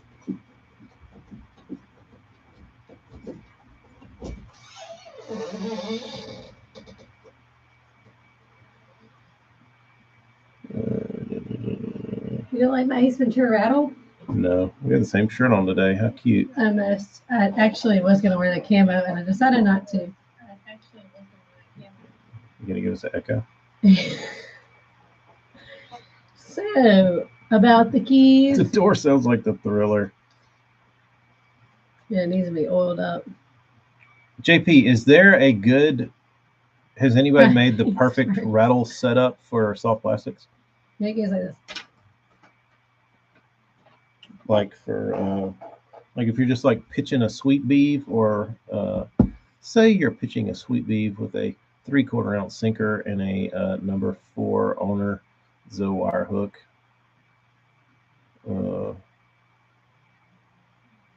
What's the best rattle for that? Let's hear it. What's up, John? What is that? Oh, we got the Tato shirts going up. Excuse me. Sound worse than I am. You gonna make me one? If there's extra. Burns said he knew that What? Your mom had the keys the whole time. I did too. So I am packing up the cars. I have everything packed up in her car. I got everything packed up in my car. She's even about to pull off. She's like, "Is there anything you need from your car?" And I thought in my head, "The only thing I need is the keys to yours, but I'm good because I got them. They're on the counter." And I said, "Keys, so fun." Went inside, no keys. So I was like, maybe I put them somewhere else. I tend to do that. So I went and looked around. Immediately, I called my mom just to say, "Hey, you didn't pick up those keys by chance?" I know you wouldn't because you don't need them, but of course, she didn't answer. I know she's about to get gas. So, like, you would think she may look at her phone. Doesn't look at it for 40 minutes. And by then, TK's already brought me his truck so that I could leave and go set up for this party that we had one Saturday night. Luckily, there was a fisherman there. But if I'd had the keys, I would not have been putting I had these big totes of stuff, and I went and drove downtown, and I had literally stepped out into a puddle of water. Not a puddle. The road was flooded. The rain was coming down sideways, soaking wet. It was a whole mess. But if I had my keys, I wouldn't have gotten wet. I'm still pissed about that, but whatever. But yeah, so TK had a wonderful time. He enjoyed himself highly because he got to talk about hunting with one guy, and then the rest of the time he ran into another bass fisherman that is just as obsessed with fishing as he is and has been his whole life. And that dude doesn't ever speak a word, but he wouldn't shut up. He's a legit fisherman though. Like, dude's. Hey, he he's fishes like all tournaments all around town. But he doesn't just fish him. He's not a donator. Like, he wins. He knows his shit. I don't know that much about his fishing, but I know he fishes a ton, or he used to. We're kids, but yeah. Now we're all a bunch of washed. He actually was in a bad boating accident. Yeah, he wrecked his boat. He ran into a wall somehow, and yeah, it was really bad. I think he went to the hospital. It was terrible. Where is the rattle section on? I don't know what I was saying. But Marty, I knew the minute I didn't ask my mom about those keys that she had them. I should have just asked. But her response would have been, "No, Amy, I didn't pick up the keys." Rattles and components. Let's see what's in the rattle component section. After 20 years, you can say no to that crap. I got a ways to go, Burns. He's only 5 years in. Yeah. Hey, but it was good. You got to eat some really good food. And he got to talk fishing for an hour. He probably, honestly, that would have probably been the one time that he would have agreed to staying out later only if the other guy had stayed out. Because he knows. Yeah, as long as we didn't have to leave that place, like it didn't have to go to like a loud, noisy bar. If I could have just stayed in there, I would have probably stayed till 2 in the morning talking to Jason. Yeah. Well, they were going to Post, which there's an outdoor area that you can sit in, but it's quiet. The only time. But I don't want to go out. And I don't really care for his wife. I hope she's not watching. I don't care if she is. Oh, nice. I don't see any. She's not nice, TK. It's not me. I'd be nice to her, but she's not nice. She has like resting BITCH face all the time, and I don't see. I got answer this. All right, guys. Enjoy. Hope you enjoyed that really lame story. I'm looking at all the rattles and components on Tackle Warehouse, and I don't see any like system that's good. There is none. So there is a flaw in the market that maybe Tacklecraft could attack and find a niche into the perfect way to attach a rattle to a soft plastic without having to jam it up its beehole. So maybe I will stay awake at night and dream of how that should be done. Schoolmaster, I used to do that. I used to dip my clear rattles and spike it, and I would swim a jig with a chartreuse rattle in it or a blue rattle or whatever. I did that a lot. There's probably still some over here with those rattles on.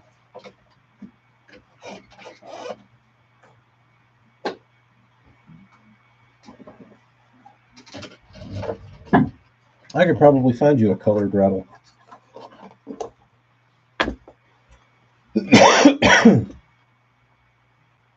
Let's see here.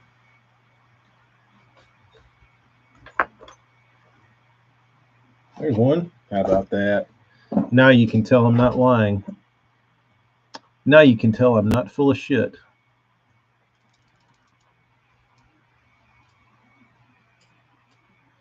This is the Chunk X sling or whatever it's called. This used to be chartreuse. Now it's kind of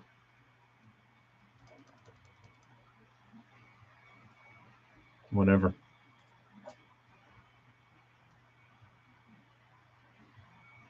That's my old swim jigs I used to make.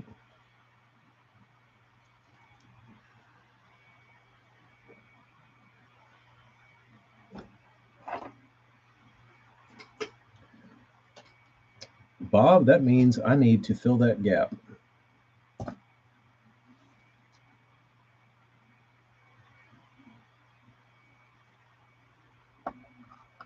I did used to scale the top of the heads,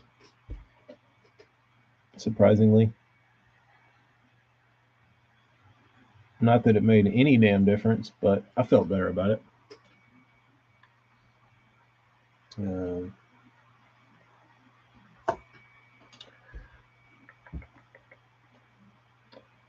Brass or glass? I don't like glass. Glass breaks.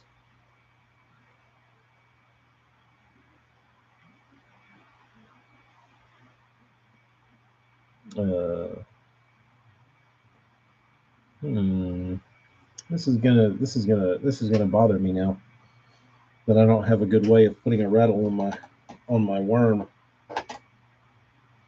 South Jersey, I haven't. I remember hearing about them and getting real excited and thinking about ordering them, and I just never did. It was one of those things that you're like between orders, and you're like, oh, I should get some of those bone rattles, and then you forget about it and you never order them.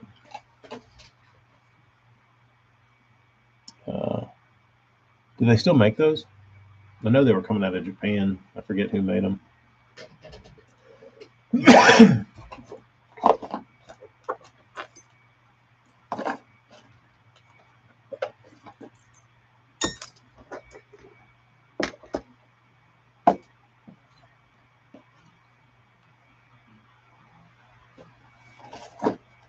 Need to melt down all those Zappu.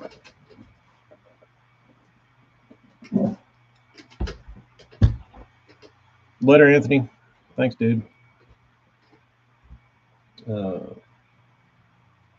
Let's see. Zappu. Jewel. Did you say on Tackle Warehouse?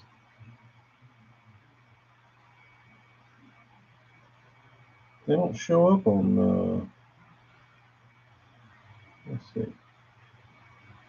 Decoy, offering, Bayou, sonar balls, Finest 2, worm rattles.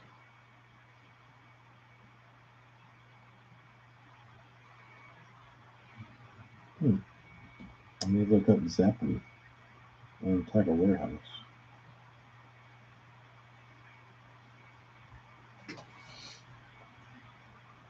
Zappu terminal tackle. Bone rattle. Well, they don't have it in the rattle section. How about that? Man, that looks like a big white bullet.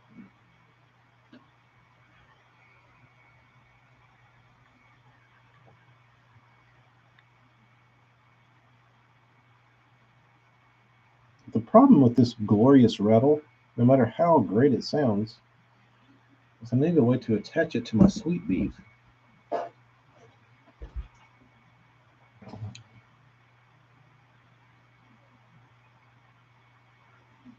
Zip tie.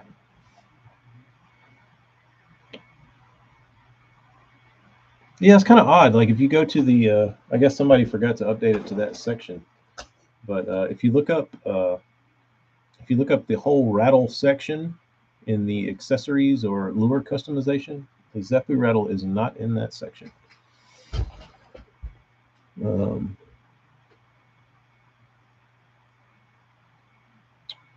Yeah, you could wrap it on the hook shank probably.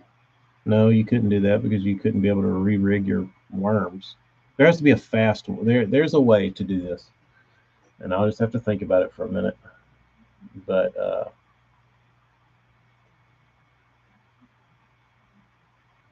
wonder how much that's going to cost me. Spend my last dollar trying to create the worm rattle system.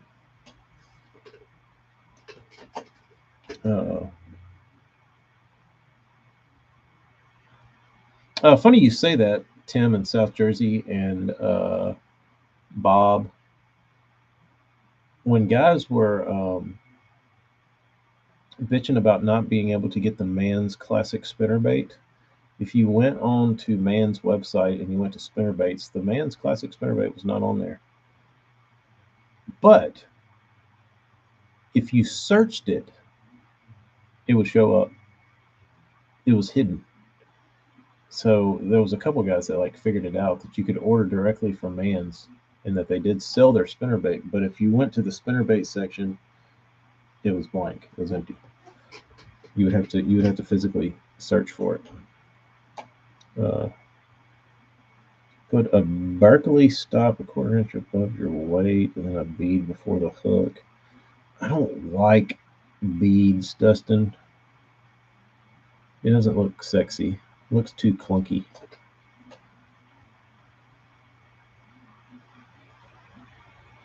I can't force myself. Like, it's too much up there. I need it hiding.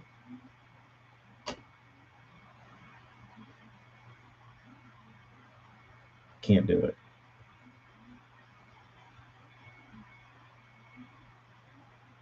Later, Dustin. I'll figure this out.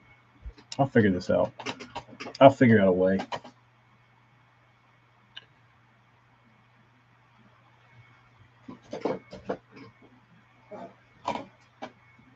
Schoolmaster.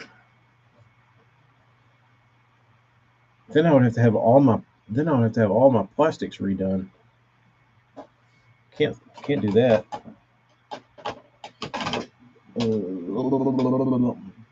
I want something that is universal that I can put on anything.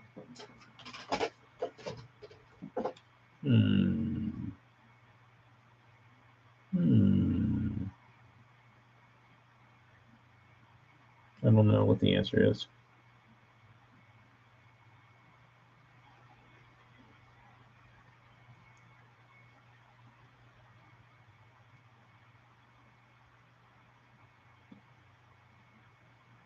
You can't inject rattles, is what you're saying, Chris. Incorporate it with the weight. Well, like for like flipping or like punching where you're going through like hyacinths, like your rattle's gonna have to be secluded. I'm thinking it has to go right below the hook eye somewhere.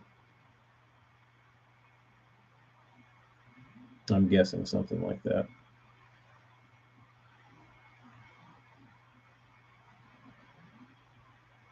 No,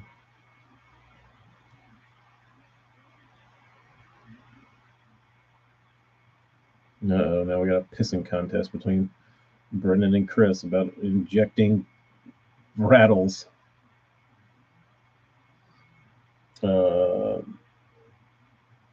My favorite was the Stanley Wedge Vibra Shaft. I like the old ones better than the new ones. Don't really know why. I just liked their simplicity.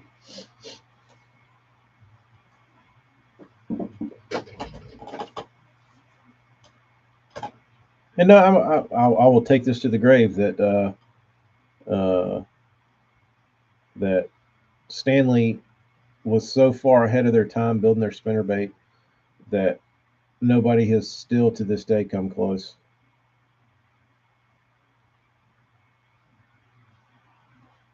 Like, they build the perfect spinnerbait. Hands down. Everything about that bait is done perfect.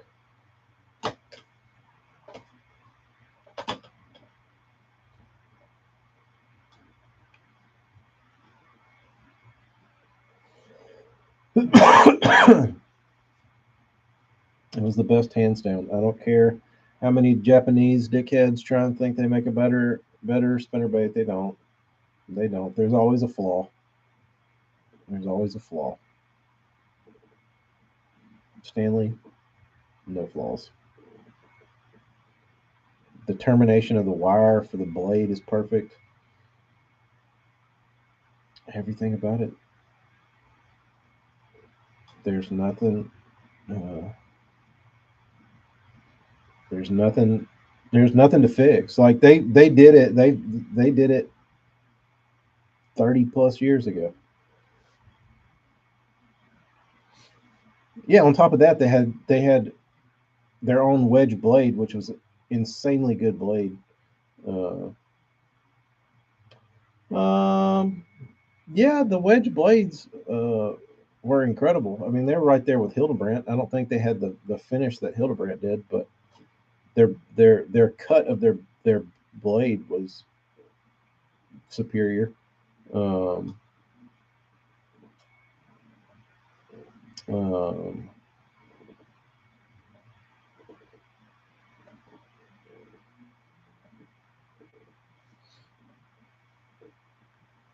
the wedge blades are great. I'm telling you, there's nothing. I don't know what somebody could say about the wedge or the Vibra wedge bladed Stanley spinnerbait. Hands down, Brendan. Hands down.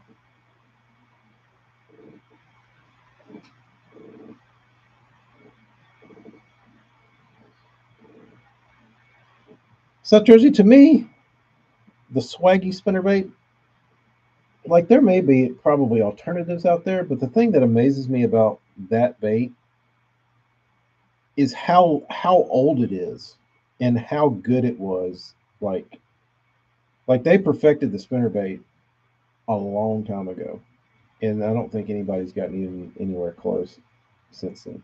Like it's taken 35 years for somebody to still not make it better. Um,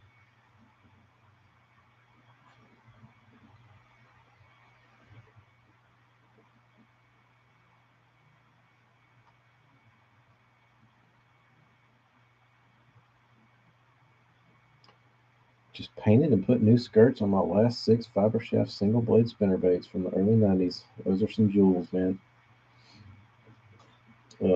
3 best spinnerbaits. Current, I would put the Stanley Vibra Shaft at number 1. Um, I don't know. I don't know what else after that.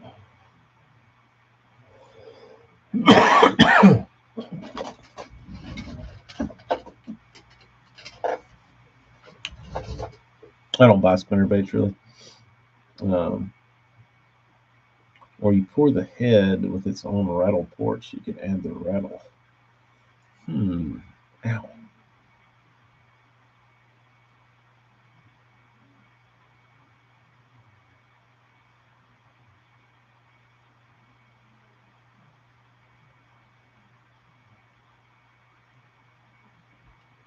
But the thing about it is, like, I feel like Stanley, um, I feel like Stanley has such a good product that they don't push it like they should.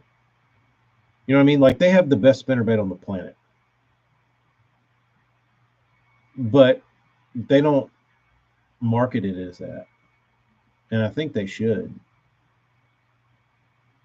Like they're king, but their attitude is just like, oh, we just make spinnerbait. We just make an old spinnerbait.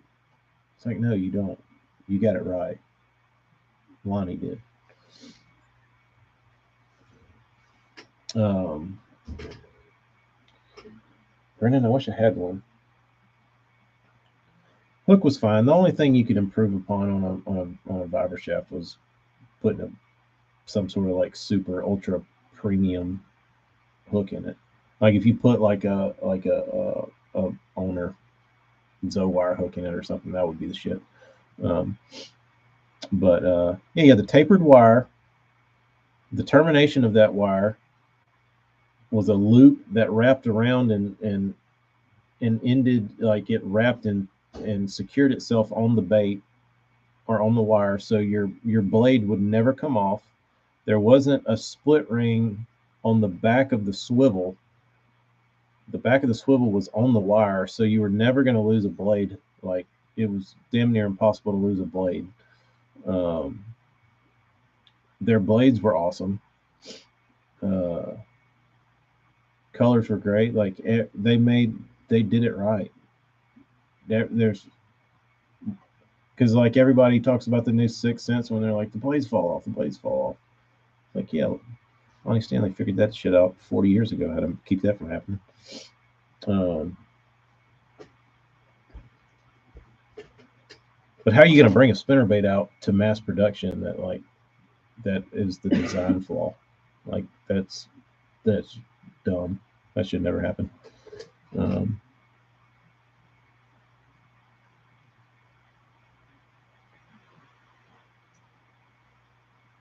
Can I tell you a story about the bean? what? Can I tell you a story about the bean real quick?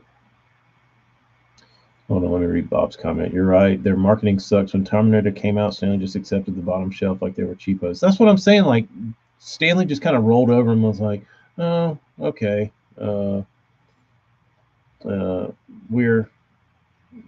know, like I said, we make a spinnerbait." Um, yeah, they dealt with having to use a twisted wire and being able to use an R band because of the tapered wire. So you didn't have your line wrapping around the twist. So I mean, it was like I said, it was good. But you have a bean story? Yeah, so I had showed her this, this little Instagram on some food, little roll ups, little cream cheese strawberry roll ups. So I said, "Hey, you want to help me make these?" She's like, "Yeah, yeah," like so excited. So I was like, "All right." So she had to go get her little roll up pin. That's the blade, John. But her rolling pin is she uses for Play-Doh. And I'm like, "No, B, we're not using your old pin. It's dirty. We have to wash it. You don't have enough time to dry it because she didn't take a nap." She freaks out. Anyway, so I give her another rolling pin that makes like shapes on your dough or whatever. So we rolled out bread, flattened it to make a little roll up. So we went through the whole process, made the little cream cheese, put turkey on it because she wanted turkey. Cooked it like a grilled cheese. So it's like a grilled little roll up. Cut it up nicely. It looks like little sushi pieces. She goes, "I don't want that." I said, she's like, "I want nudies." Of course you do. I said, "Girl, you just asked me to make this for you. We made it, and now you want nudies." I said, if I make nudies for you, you gotta eat them. So I pull out the nudies. I don't want those. While my back is turned, she starts eating the cold nudies, which are covered in cream of mushroom and chicken with grilled chicken in it. Because I was gonna make a little casserole for them, covered in cheese. Put the hair back down. So anyway, so she started eating that and she wanted that. So I put a little cream cheese in it, mix it up. She took 2 bites and I'm done. So I'm about to strangle this child. That's how she rolls, though. So she didn't eat anything. So she went to bed real easily. So Love me some bean. She is. she told Bob, his dad, today. She went back there. Yeah, she came to the shop. She was here. Yeah, she was working. And she went and checked his garden out and then went out there and looked at his boat. And she got in his boat and said, "Bob, you need to clean your boat." It's Had a true. bunch of leaves in it. It's true. So do guys don't like for women to have their hair up? They like it down. If it's up, you probably look more like a dude. Do I look like a dude? Not really. You look like what's her name from Ghostbusters? Zool. TK, it's awful. What? She had hair like that. No, her hair is like all permed. I actually lightened my hair. No, the lady that was all white and she had the red eyes. And maybe she wasn't Zool. Yeah, Sigourney Weaver, right? No, not her. All right, come on. You have beautiful long hair. Let it flow. Thanks. I just got it done last week. It's a lot lighter. As y'all can tell, Okay, it's not Zool. it's a lot lighter. It's Gozer. Gozer. Zool is the creature. The girl in the orange dress that got possessed. That's Gozer, right? No, this is Gozer. I do not look like her. Your hair.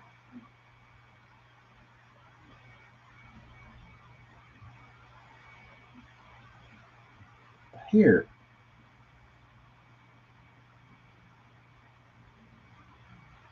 Wait, good costume. Um, But instead, we're being trolls this year. TK doing damage control. That's right. Yeah, not Zulum now. Gozer. The sexy Gozer in her white Her. unitard, see-through unitard. I want to see through. It was see-through. Not in. Yeah, it's like nude with like flowers on it. She was creepy. You get the Sandra Bullock vibe. I'll take that. It's good for this old man. When Burns wants you to pull your hair down, you just take your hair down. Use a Punisher spinnerbait made in Tennessee. Yeah, Punisher's been pumping out blades for a very long time. Very long time. All right. All right, I gotta go back to work. I gotta go back to work. I gotta figure out how to Peace, guys. package these Thanks for the damn compliments. DD22s up. Let's see if I can BBC, you get that bank painted?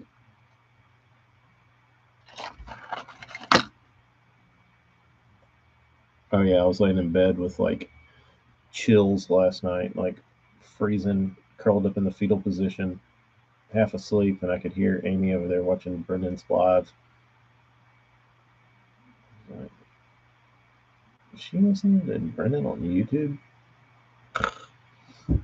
He was sleeping. I didn't even know he was even remotely awake. Not yet. He's got to finish his work first. Oh, I thought you were getting up early to finish it so that you could paint it.